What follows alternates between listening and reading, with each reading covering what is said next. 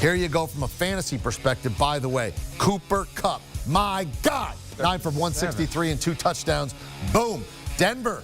Look, people thought Teddy Bridgewater, how efficient is he going to be? Well, Cortland Sutton picking up right where Jerry Jeudy left off. And Tim Patrick scored both weeks, by the way. And Derek Carr, who did get injured, has now thrown for more yards than any Raider has ever thrown for in back-to-back weeks. And they had Kenny Stabler, Darryl LaMonica, and a guy who won the MVP at quarterback for them as well. They've had some bombers, and they just get it done. That Rich Gannon, of course, is the guy who won the MVP. So Christian McCaffrey does what Christian McCaffrey does. It wasn't even a great game for him, and he still gave you a tremendous average game performance. Right, that's what you paid for. That's why you took him with the #1 pick, or that's why you bought him big in an auction.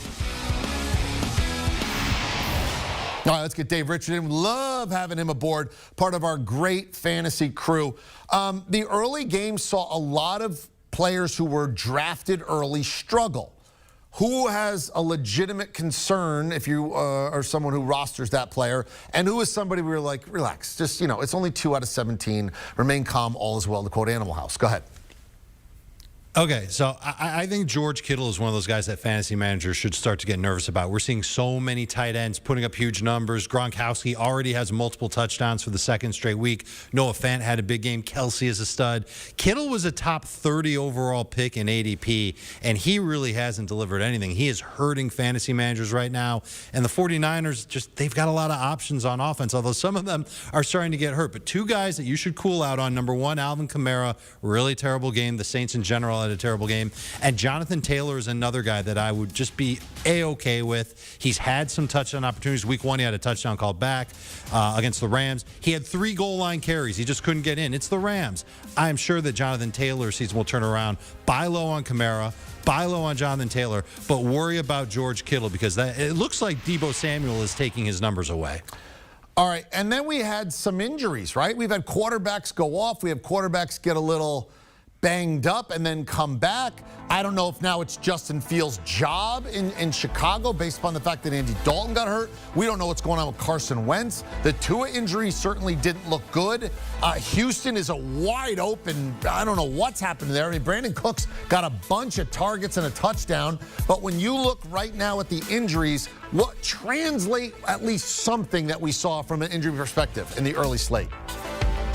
Well, there's a lot of injuries that aren't even on your screen. There's Darrell Henderson, who got hurt. You've got the 49ers running backs. All 3 of the 49ers running backs that they had active for this game, Eric, they all got hurt. JaMychal Hasty with an ankle, he left. Trey Sermon with a concussion, he left. Elijah Mitchell hurt his shoulder. He had to come back in to finish the game for the 49ers. He also had a touchdown called back late in the game. Deontay Johnson, really unfortunate. Last play of the game for the Steelers, he hurt his knee. He was helped off the field. We don't know what his status is. And early on in Cleveland, Jarvis Landry hurt his knee.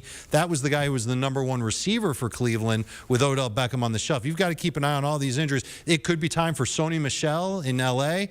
I don't know who's going to be the guy if all 3 of the running backs in San Francisco are hurt. Might be Trenton Cannon. That's this week's version of Elijah Mitchell for all those people that still have their fab dollars and their waiver claims to go. But it's very frustrating. And with Tyrod Taylor, they play on Thursday. The Texans do. We're going to see Davis Mills make his first start.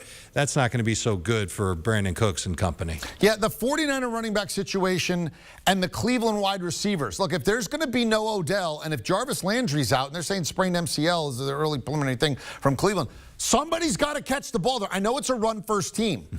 But somebody, especially if you're in a deep league and you're like, who do I pick up at this point in time? There's got to be somebody that maybe can help you for a couple of weeks. So we're going to watch and see what you want us to do all the time, especially Tuesday, a lot of pickup days in a lot of leagues. We want to know what you have to say about the 49er running backs and the Cleveland wide receivers, and that's why you make sure that you are part of Fantasy Football Today. They got you covered.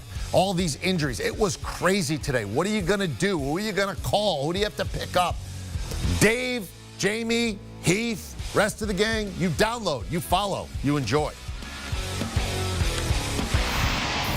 Do you want a sports network that delivers everything that matters about the game? The highlights, the picks, the instant analysis, no yelling, no fake debates, no politics. Hit the subscribe button and never miss a moment.